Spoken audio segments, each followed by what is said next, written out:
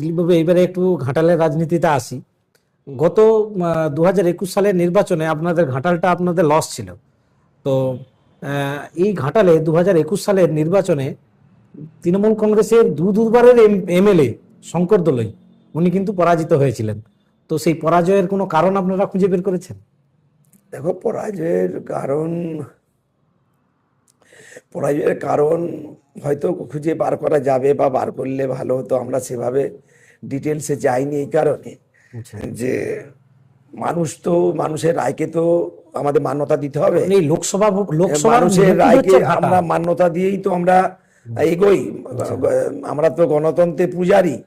সেখানে মানুষ যা রায় দিয়েছে সেটাকে আমাদের মান্যতা দিতে হয়েছে। আমরা ইন্টারনাল দলে যেটা করেছি সেটা কোনো মতেই আমরা কখনোই আচ্ছা, ব্রডকাস্টে আমরা আসবো না আচ্ছা। সরাসরি। আমি রাজনগর অঞ্চলের তৃণমূল নেতা সুকুমার পাত্র, ওনার সাথে একটা পডকাস্ট করেছিলাম। তো উনি বলেছিলেন যে গতবারে মানে শঙ্কর দলের বিরুদ্ধেই একটা গোষ্ঠী তৈরি হয়েছিল এবং কোথাও না কোথাও সেই গোষ্ঠী মানে শঙ্কর দলকে হারিয়ে দিয়েছে। এই বিষয়ে আপনি কি বলবেন?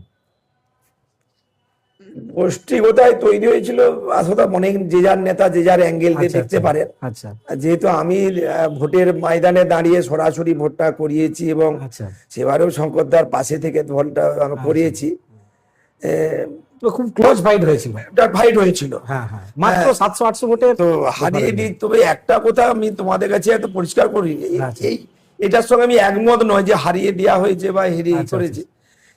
আজকের দিনে দাঁড়িয়ে আমি যদি কোথাও কাউকে বলি এই তুমি ওকে ভোটটা দিও না, আচ্ছা, আচ্ছা, এটা কিন্তু আজকের মিডিয়ার যুগে আজকে যেভাবে বাড়িতে বাড়িতে এরকম লোকাল চ্যানেলগুলো তো মানে বিভিন্ন আচ্ছা, যেগুলো দেখতে পাচ্ছ যেভাবে সাংবাদিক একটা উঠে পড়ে লেগেছে, আচ্ছা, এটা কিন্তু মানে আমি এখনই যদি বলি এই মুহূর্তে এখন যদি বলি একে ভোটটা দিও না এবারে প্রার্থীকে, আচ্ছা, এটা কিন্তু হার গতিবেগে মানে আমি আমার বাড়ি যাওয়ার আগে গোটা বাংলা হয়ে যাবে। আচ্ছা, আচ্ছা, এখন যে সেই জায়গায় দাঁড়িয়ে কেউ যদি কাউকে বলে থাকে যে তুমি একে ভোট দিও না, আচ্ছা। এ কারণ আজকের দিনে খাবে না। মানুষের মধ্যে বেশ কিছু জল্পনা থাকে, সেগুলো নেতৃত্বরা যদি ক্লিয়ার করে দেয় তাহলে মানুষও পরিষ্কার হয়ে যাবে।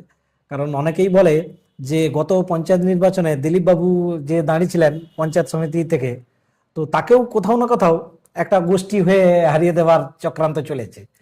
হ্যাঁ, আমাকে হারিয়ে দেয় একটা গোষ্ঠী যে চক্রান্ত করেছে ওখানে ছিল। ওখানে কিছু ওখানে স্থানীয় ইস্যু কিছু হয়েছিল। ওখানে আমাদের যারা নেতৃত্ব দেওয়া দলের অঞ্চল সভাপতি, আমাদের সাংগঠনিক জেলার মহিলা নেত্রী, তারা ওইখানে একটা টিকিট পাওয়া নিয়ে গন্ডগোল ছিল। দল শেষকালে আমি সরে আসতে চেয়েছিলাম, আচ্ছা, দল কিন্তু ওদেরকে বাদ দিয়ে আমাকেই টিকিটটা দিল। আর মাঝখান থেকে ওরা, যেহেতু ওদের মাটি, আমি বাইরে থেকে লড়াইটা করতে গেছি, মাটির ছেলে তো তো স্বাভাবিকভাবে